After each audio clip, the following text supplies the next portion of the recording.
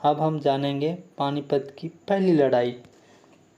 पानीपत की पहली लड़ाई 21 अप्रैल 1526 को दिल्ली के सुल्तान इब्राहिम लोदी और बब्बर के बीच लड़ा गया था। बब्बर की सेना ने इब्राहिम के 1 लाख से भी ज़्यादा सैनिकों को हराया। इस प्रकार पानीपत की पहली लड़ाई ने भारत में बहलूद लोदी द्वारा स्थापित लोदी वंश का समाप्त कर दिया। अब हम जानेंगे पानीपत की दूसरी लड़ाई। पानीपत की दूसरी लड़ाई 5 नवंबर 1526 को अकबर और सम्राट हेमचंद्र विक्रमादित्य के बीच लड़ी गई। सम्राट हेमचंद्र उत्तर भारत के राजा थे तथा हरियाणा के रेवाड़ी से संबंध रखते थे। हेमचंद्र ने अकबर की सेना को हराया कर आगरा और दिल्ली के बड़े राज्य में कब्जा कर लिया था। इस राजा को विक्रमादित्य के रूप से भी जाना जाता था।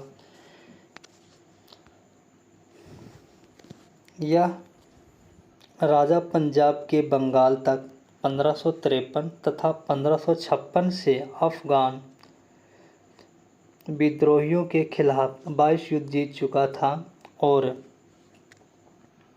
7 अक्टूबर 1556 को दिल्ली के पुराना किला में अपना राज्य अभिषेक था और उसके पानीपत की दूसरी लड़ाई से भी पहले उत्तर भारत में हिंदू राज्य की स्थापना की थी। हेमचंद्र की एक बड़ी सेना थी और शुरुआत में उसकी सेना जीत रही थी, लेकिन अचानक हेमू की आंखों में एक तीर मारा गया। उसके अपने इंद्रियों को खो दिया। एक हाथी की पीठ पर अपने राजा को ना देखकर उसकी सेना भाग गई। बाद में मुगलों द्वारा उस पर कब्जा कर लिया और उसके सिर काट दिया। उसके सिर को दिल्ली के दरबार के लिए काबुल भेजा गया था और उसके धड़ को दिल्ली में पुराना किला के बाहर लटका दिया गया था। पानीपत की इस दूसरी लड़ाई ने भारत में हेमू द्वारा स्थापित हिंदू राज्य को कुछ समय के लिए समाप्त कर दिया। अब हम जानेंगे पानीपत की तीसरी लड़ाई। पानीपत की तीसरी लड़ाई 1761 में अफगान आक्रमणकारी अहमद शाह अब्दाली और पुणे के बीच सदा शिवराज भाऊ पेशवा के तहत मराठों के बीच लड़ा गया था। यह लड़ाई अहमद शाह अब्दाली के सदा शिवराज भाऊ को हराकर जीत ली थी। यह हार इतिहास में मराठों की सबसे बुरी हार थी। इस युद्ध ने एक नई शक्ति को जन्म दिया, जिसके बाद से भारत में अंग्रेजों के विजय के रास्ते खोल दिए थे। प्रसिद्ध उर्दू शायर मौलाना अली का जन्म भी पानीपत में ही हुआ था। इस तरह आज हम जाने हैं मतलब सेना का बल।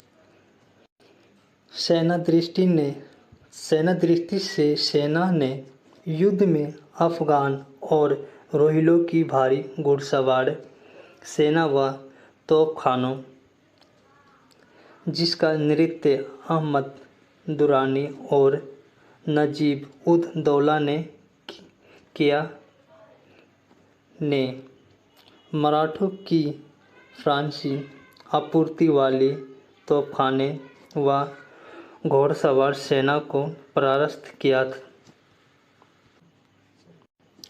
18वीं सदी में हुई युद्धों में इसे सबसे बड़ा युद्ध माना जाता है, जिसमें दो सेनाओं के बीच युद्धों में एक ही दिन में सबसे बड़ी संख्या में मौतें हुई थी। पृष्ठभूमि वह भूमि है जहां 21 वर्ष के मुगल मराठा युद्ध 1680 तथा 1707 के बाद मुगल साम्राज्य के पतन के कारण मराठा साम्राज्य ने तेजी से विस्तार किया। पेशावर बाजीराव ने गुजरात और मालवा पर नियंत्रित कायम कर लिया था। पेशावर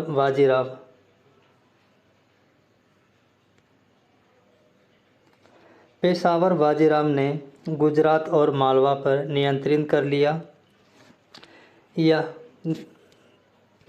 नियंत्रण कायम कर लिया था। आखिरकार वर्ष 1737 में बाजीराव ने दिल्ली के बहरी इलाकों में मुगलों को हरा दिया और मराठा नियंत्रण के तहत दक्षिण के पूर्व मुगल प्रदेशों का अधिकांश भाग अपने कब्जे में कर लिया। इसके अहमद शाह अब्दाली के दुर्रानी साम्राज्य के साथ मराठों का सीधा टकराव हुआ। वर्ष 1759 में उसने पश्तून जनजाति की एक सेना तैयार की, जिससे पंजाब में छोटे मराठ सरदारों के खिलाफ कार्रवाई में लाभ प्राप्त हुई। इसके बाद उसने अपने भारतीय सहयोगियों के साथ मिलकर मराठों के खिलाफ एक व्यापक गठबंधन में गंगोई दोआब के रोहिला अफगानों को शामिल किया। शुजा-उद-दौला की भूमिका एक बहुत बड़ी भूमिका माना जाता है। मराठों के साथ साथ अफगानों ने भी अवध के नवाब शुजा-उद-दौला को अपनी शिविर में शामिल करने की कोशिश की। जुलाई के अंत तक शुजा-उद-दौला ने अफगान रोहिला गठबंधन में शामिल होने का फैसला लिया, जो कि इस्लाम की सेना के रूप में जाना जाता था।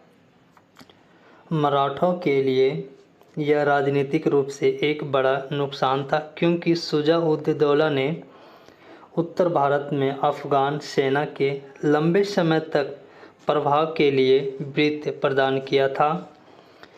पानीपत का युद्ध कब, कहां और किसके बीच हुआ था?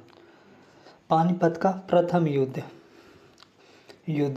पानीपत का प्रथम युद्ध अप्रैल 1526 पानीपत के निकट लड़ा गया था। पानीपत वह स्थान है जहां 12वीं शताब्दी के बाद उत्तर भारत पर नियंत्रण को लेकर कई निर्णय लड़ाई लड़ी गई।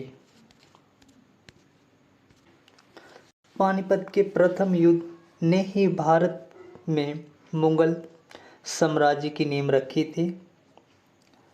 यह उन पहली लड़ाइयों में से एक थी जिसमें मुगलों ने बारूद, यज्ञास्त्रों और तोपों का प्रयोग किया।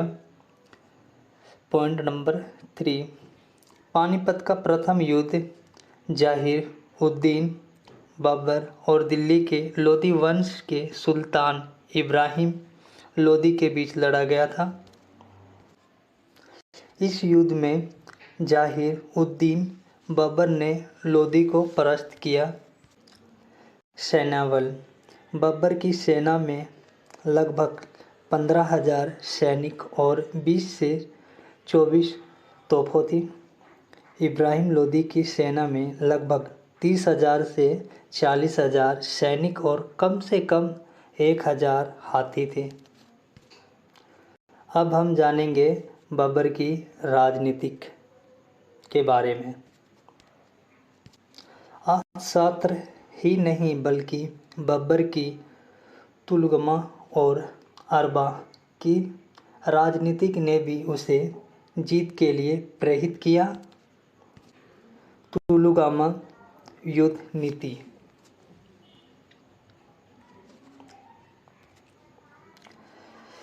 इसका अर्थ था पूरी सेना को विभिन्न इकाइयों बाएं और दाहिने और मध्य के विभाजित करना, बाईं और दाहिने भाग को आगे तथा अन्य टुकड़ियों को पीछे के भाग में विभाजित करना। इसमें दुश्मन को चारों तरफ से घेरने के लिए एक छोटी सेना का उपयोग किया जा सकता था। अरवा युद्ध। अरवा युद्ध की नीति केंद्रीय फॉरवर्ड डिवीजन को तब तक बैलगाड़ियों प्रदान की जाती थी जिन्हें दुश्मन का सामना करने वाली पंक्ति में रखा जाता था और ये जानवरों के चमड़ी से बनी रस्सियों से एक दूसरे से बंधे होते थे। अरवा के पीछे तोपों को रखा जाता था ताकि पीछे छिपकर दुश्मनों पर प्रहार किया जा सके। युद्ध का प्रभाव। काबुलिस्तान के तिमुरिद शासक बब्बर के मुगल सेना ने दिल्ली के सुल्तान इब्राहिम लोदी की विशाल सेना को हराया। इस जीत ने बब्बर को भारतीय मुगल साम्राज्य की नींव रखने में सक्षम बनाया। इब्राहिम लोदी की मृत्यु युद्ध के मैदान में ही हो गई थी और सामंतों तथा सेनापतियों वो सिपाही जो दूसरे मुल्क में लड़ाई के लिए रखे जाते थे ने लोदी को वही छोड़ दिया। उसमें से अधिकांश ने दिल्ली के नए शासक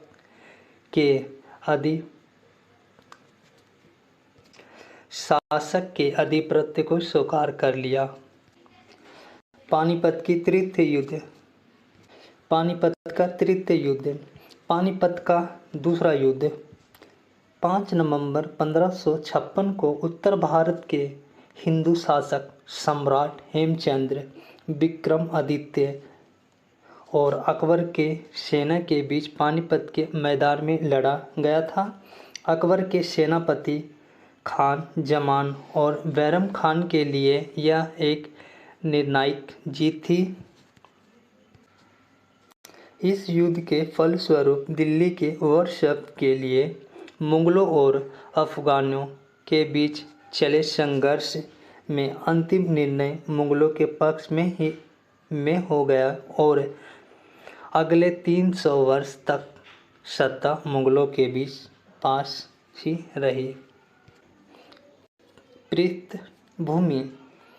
सम्राट हेमचंद्र विक्रमादित्य यह दिल्ली का अंतिम हिंदू सम्राट था जिसने दिल्ली के लिए युद्ध में बब्बर हुमायूं की सेना को हराया था। हेमू वर्तमान हरियाणा के रेवाड़ी का था। हेमू सन 1545 से 1553 तक शेरशाह सूरी के पुत्र इस्लाम शाह का सलाहकार भी रहा। उसने सन 1553 से 1556 के दौरान इस्लाम शासन के महामंत्री या प्राइम मिनिस्टर भी कह सकते हो और इस्लाम शाह की सेना नायक चीफ ऑफ द आर्मी के रूप में भी 22 युद्ध जीते जो कि सूरी शासन के विरुद्ध अफगान विरोधियों के विरोध को समाप्त करने के लिए लड़े गए थे। 14 जनवरी 1556 को मुगल शासक हुमायूं दिल्ली में मृत्यु हो गई और उसके पुत्र अकबर को उत्तराधिकारी बना दिया गया। उस समय अकबर मात्र 13 वर्ष का था। 14 फरवरी 1556 को पंजाब के कलानौर में अकबर का राज्य अभिषेक किया गया। राज्य अभिषेक के समय मुगल शासन काबुल, कंधार, दिल्ली और पंजाब के कुछ हिस्सों तक सीमित था। युद्ध। अकबर और उसके सुरक्षक बैरन खान ने युद्ध में भाग नहीं लिया तथा वह युद्ध के क्षेत्र में 5 कोर्स यानी 5 मील दूर तैनात थे। बैरन खान ने 13 वर्ष बाल राजा को व्यक्तिगत रूप से युद्ध के दौरान में उपस्थित होने की अनुमति नहीं दी। इसके बजाय उसे 5000 अच्छी तरह से प्रशिक्षित और सबसे वफादार सैनिकों के एक विशेष गार्ड के साथ सुरक्षा प्रदान की गई थी और वह युद्ध के मैदान एक सुरक्षित दूरी पर तैनात था। मुगलों की एक अग्रगामी सेना की टुकड़ियों में 10,000 घुड़सवार होते थे, जिसमें से 5,000 अनुभवी सैनिक थे जो हेमू की अग्रिम पंक्तियों की सेना से लड़ने के लिए तैयार थे। हेमू ने अपनी सेना का नेतृत्व स्वयं किया। हेमू की सेना 1500 हाथियों और उत्कृष्ट तोफाखानों से सुरक्षित थी। हेमू 30,000 की सुरक्षित राजपूत और अफगान अश्वरोही सेना के साथ उत्कृष्ट क्रम में आगे बढ़ा। युद्ध का परिणाम। हेमू अपनी सेना बल से युद्ध में जीत की ओर बढ़ रहा था, लेकिन अकबर की सेना ने हेमू की आँख में तीर मारकर उसे घायल कर दिया, जिससे वह बेहोश हो गया और यह घटना युद्ध में जीत की ओर बढ़ रहे हेमू की हार का कारण बन गई।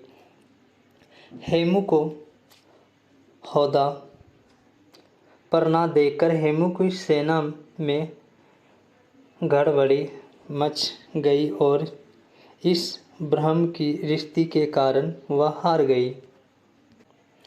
युद्ध समाप्त होने के कई घंटे बाद हेमू को मृत अवस्था में पाया गया और उसे शाह कुली खान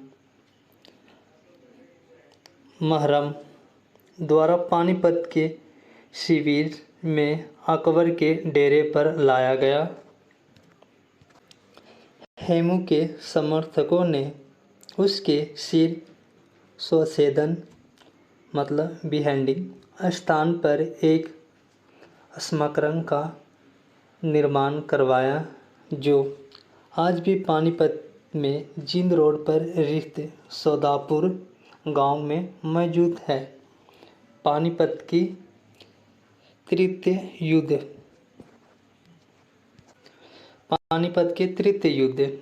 पानीपत का तीसरा युद्ध 14 फरवरी 1761 को पानीपत में दिल्ली से लगभग 60 मील 95.5 किलोमीटर उत्तर में मराठा साम्राज्य और अफ़गानिस्तान के अहमद शाह और अब्दाली, जिसे अहमद शाह दुर्रानी भी कहा जाता है, के बीच हुआ था।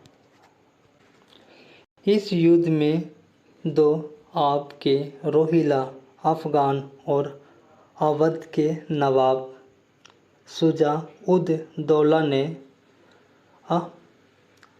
अहमद शाह अब्दाली का साथ दिया। सेना का बल। सेना दृष्टि से सेना ने युद्ध में अफ़गान और रोहिलों की भारी घुड़सवार सेना व तोपखानों, जिसका नेतृत्व अहमद दुरानी और नजीब-उद-दौला ने किया, ने मराठों की फ्रांसी आपूर्ति वाली तोपखाने व घोड़सवार सेना को परास्त किया। 18वीं सदी में हुई युद्धों में इसे सबसे बड़ा युद्ध माना जाता है। जिसमें दो सेनाओं के बीच युद्धों में एक ही दिन में सबसे बड़ी संख्या में मौतें हुई थी। पृष्ठभूमि वह भूमि है जहां 21 वर्ष के मुगल मराठा युद्ध 1680 तथा 1707 के बाद मुगल साम्राज्य के पतन के कारण मराठा साम्राज्य ने तेजी से विस्तार किया। पेशावर बाजीराव ने गुजरात और मालवा पर नियंत्रित कायम कर लिया था। पेशावर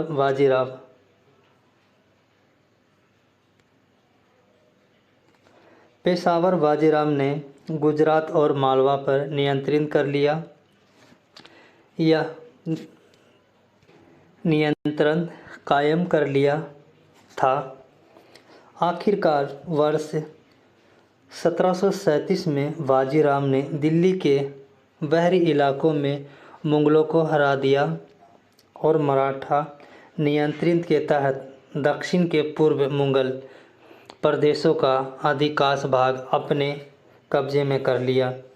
इसके अहमद शाह अब्दाली के दुर्रानी साम्राज्य के साथ मराठों का सीधा टकराव हुआ।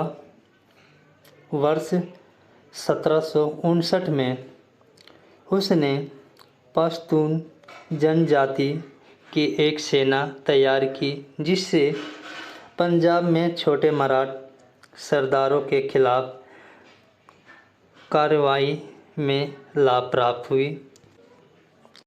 इसके बाद उसने अपने भारतीय सहयोगियों के साथ मिलकर मराठों के खिलाफ एक व्यापक गठबंधन में गंगोई दोआब के रोहिला अफगानों को शामिल किया।